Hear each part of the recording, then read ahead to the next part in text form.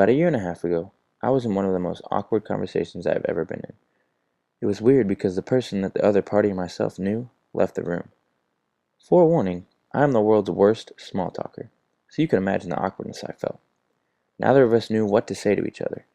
While feeling awkward as hell, I found myself sitting up straighter than a military sergeant, overly smiling with teeth, and asking questions like, "Did you guys see the news on the meteor shower last night?" Also, like, "I appreciate you guys for getting dinner with us." The other couple I was engaged in this awkward conversation with was none other than my fiance's parents. Now, why in heaven's name was I doing the things I was doing? Why did I feel the need to sit up straight, smile, and create verbal communication? Well, through the research of Charles Berger, I found out something that all of us should strive to do: reduce uncertainty. Charles Berger taught me that the reason I acted so weird was due to my unconscious desire to reduce the uncertainty I felt about my fiance's parents. In other words, this is called uncertain reduction theory. Uncertain reduction theory is used to gain understanding and knowledge of the reasons why we communicate the way we do. The reasons why we communicate the way we do is broken down to three different conditions. First of which is called anticipation of future interaction. This was one of my reasons why I wanted to reduce the uncertainty I felt about my fiance's parents. And in the next meeting, I wanted the interaction to be more comfortable and less, well, awkward.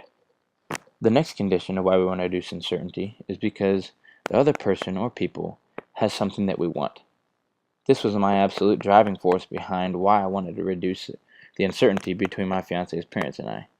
I knew that I would be asking for their permission to marry their daughter one day, so I wanted our relationship to be strong as rocks and very comfortable. The last condition of why we want to reduce uncertainty is because the other person or people just act weird. This is probably actually the reason of why my fiance's parents wanted to reduce their uncertainty about me. Because let's be honest, guys, I'm a strange fella. Now that we know why we want to reduce uncertainty, what are the specific actions we do that decrease or increase uncertainty? These actions are what Berger calls the 8 axioms. Now, I don't have enough time to go through all freaking 8 axioms, but please understand that all of them are important to know and understand when you start using uncertainty reduction consciously. Axiom number 1 is verbal communication. It's simply as the amount of verbal communication between two people increases, uncertainty decreases. I try to just talk about things I could think of, like the meteor shower. Axiom number 2 is nonverbal warmth. This is why I was smiling and sitting properly. I wanted them to see and know that I was acknowledging their presence.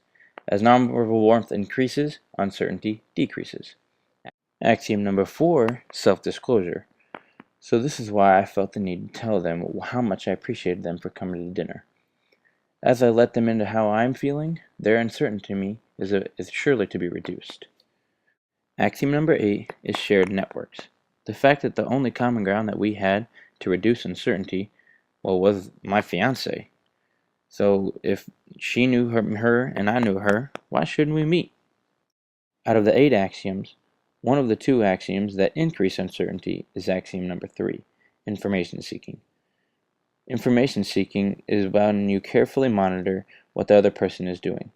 It can be sensed, noticed, and prevents the reduction of uncertainty. So if you're looking for a great and comfortable environment, like I was trying to create, then you should watch out for it. So what's the point of all this? I'll tell you the details of this theory so that you can see the benefits and be persuaded to use uncertainty reduction theory in your advantage in order to create loving relationships for yourself. Thank you for watching.